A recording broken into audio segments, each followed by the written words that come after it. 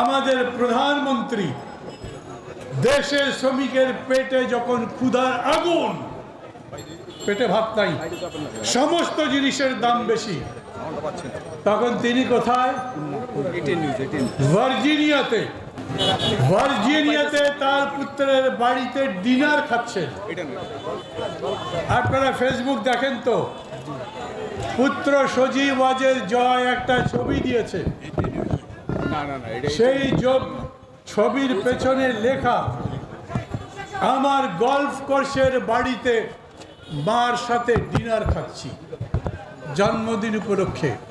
Golf course তো বোঝেন, football খেলার যেমন মাঠ থাকে, গলফেরও তেমনি মাঠ থাকে। একটা গলফের মাঠ করবার জন্য কত জমি লাগে জানেন কেউ?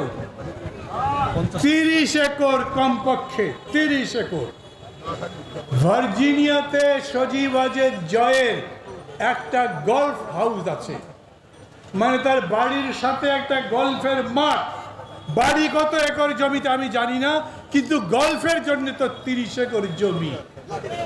আপনাদের পেটে ভাত নাই, আর আমাদের প্রধানমন্ত্রীর ছেলে ভার্জিনিয়াতে গিয়ে 30 একর জমি কিনে বাড়ি বানিয়েছে। কত কোটি টাকা লেগেছে? কিছুদিন আগে বক্তৃতা করতেন, আমার বোন রেহানা কত যে কষ্ট করে, লন্ডনে বাসে চড়ে, আমার ছেলে কোনো রকমে চাকরি বাকরি করে খায়।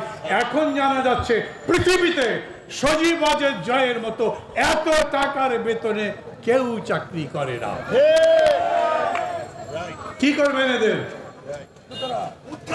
আমি জানি না আপনারা কি করবেন, কিন্তু এতগুলো নেতা সাক্ষী, আমরা যদি ক্ষমতায় যাই এই লুটেরাদের ছাড়বো না।